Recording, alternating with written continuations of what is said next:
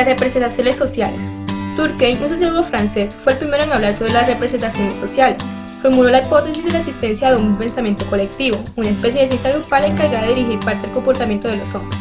Esta idea no tuvo mucho impacto en el mundo científico y desapareció en la primera mitad del siglo XX. En los años 50, un psicólogo y profesor llamado Moscovici introduce la noción de representación social con la publicación de su tesis doctoral.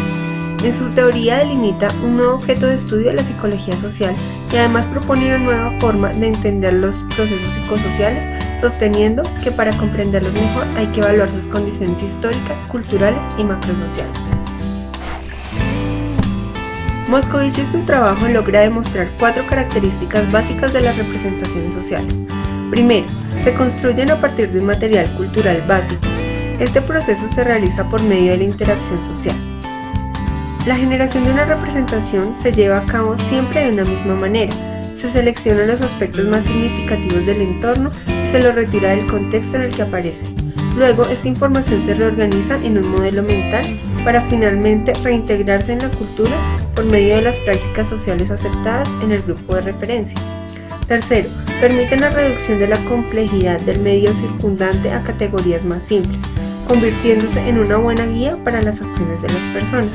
Cuarto, las representaciones se constituyen en un modelo interpretativo y evaluativo de la realidad. De manera que podríamos decir que las representaciones sociales hacen referencia a un tipo de conocimiento colectivamente elaborado y ampliamente distribuido en la sociedad. Este conocimiento se sitúa en el sentido común y permite que el individuo pueda orientar tanto en el mundo material como social y poder dominarlo. Su influencia social se da por acontecimientos de la vida diaria. Cuando un individuo es capaz de clasificar, explicar y evaluar un objeto particular, se dice que tiene clara su representación social.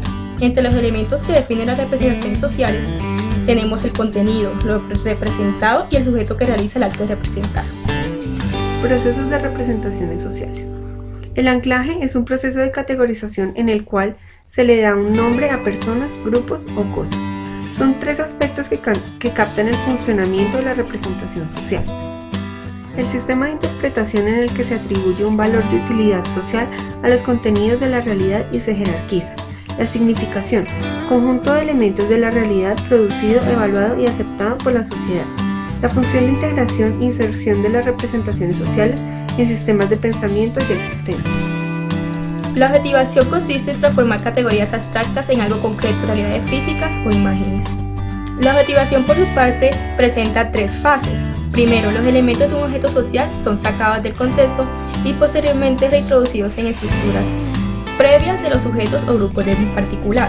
Luego, la reintroducción implica que los elementos seleccionados se organicen en un esquema estructurante. Y finalmente, el esquema único figurativo es naturalizado, se vuelve real, no se le cuestiona y se integra en el sentido común. En el anclaje vemos cómo las representaciones sociales expresan las relaciones y en la objetivación, estas representaciones contribuyen a constituirlas. Funciones de la representación social. Cognitivo. La representación social vuelve familiar lo novedoso cuando se pone en referencia al grupo en cuestión. De interpretación y reconstrucción de la realidad. La representación social ofrece un marco común para facilitar la comunicación entre los sujetos del grupo. De orientación de las conductas y de las relaciones sociales. Las representaciones sociales, al integrarse al sistema de pensamiento referencial, guían la manera en que interactúan los sujetos. Intragrupal. El compartir representaciones sociales es esencial para la identidad social. Intergrupal. Las representaciones de un grupo hace de sí y para sí la diferencia de otros grupos, promoviendo la identidad grupal y definiendo la manera de relacionarse con otros grupos.